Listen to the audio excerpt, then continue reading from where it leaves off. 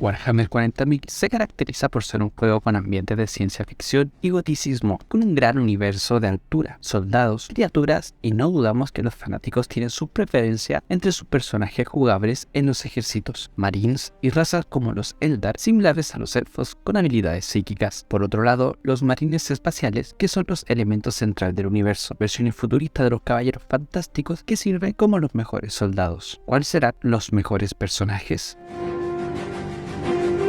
Haremos un rápido vistazo de los mejores personajes del lore de Warhammer 40.000, pero antes no olvides que si es primera vez que ves uno de nuestros videos, suscríbete al canal y activa las notificaciones. Tampoco olvides participar en nuestro directo de Twitch todos los sábados a las 12 de la noche en España y 16 horas Chile y Latinoamérica. Así que comencemos.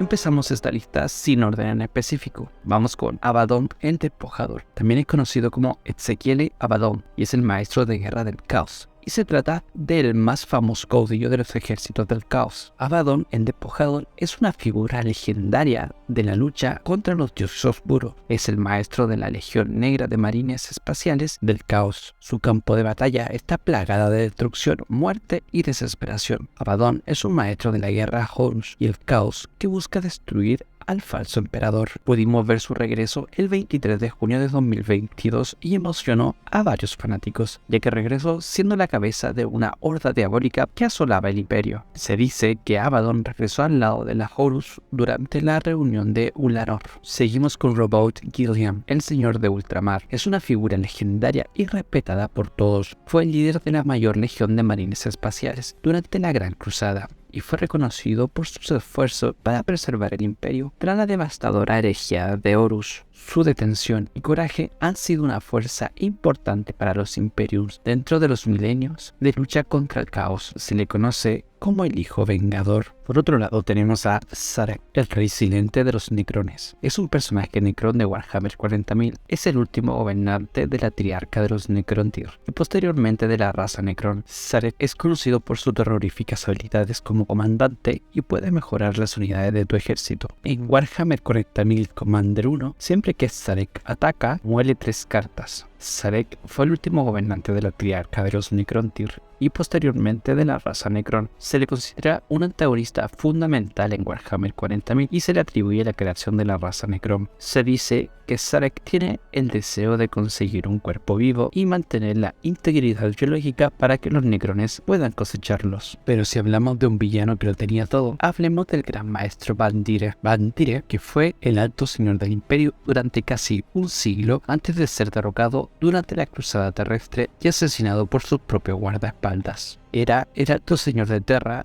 y manipulaba las demás ramas del gobierno imperial.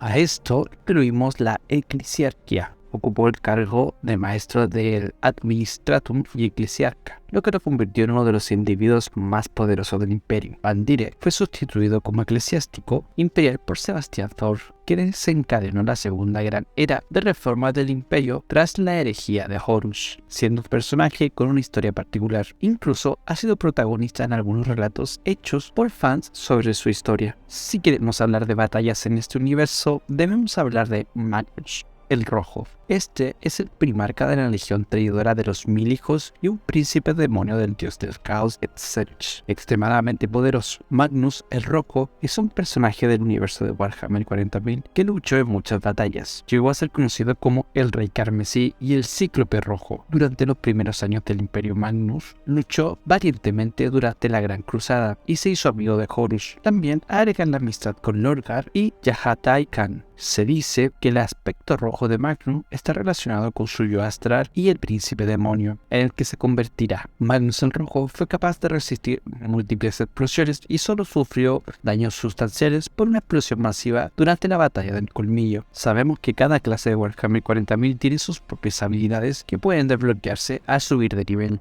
Si ya te está gustando el lore de Warhammer 40.000, seguramente tienes escogido un ejército y debes conocer muy bien la historia y el trasfondo del ejército en el juego. Hay demasiados personajes poderosos y con una gran historia en el universo de Warhammer 40.000 para enumerarlos todos aquí. Así que cuéntanos, ¿qué te pareció esta pequeña lista con algunos de nuestros personajes favoritos? Deja abajo en la caja de comentarios cuál es tu top 5 de mejores personajes de este juego. Gracias por ver este video hasta el final. No olvides suscribirte, darle al botón me gusta y compartirlo con tus amigos. Así nos ayudarás a seguir creciendo. Hasta pronto.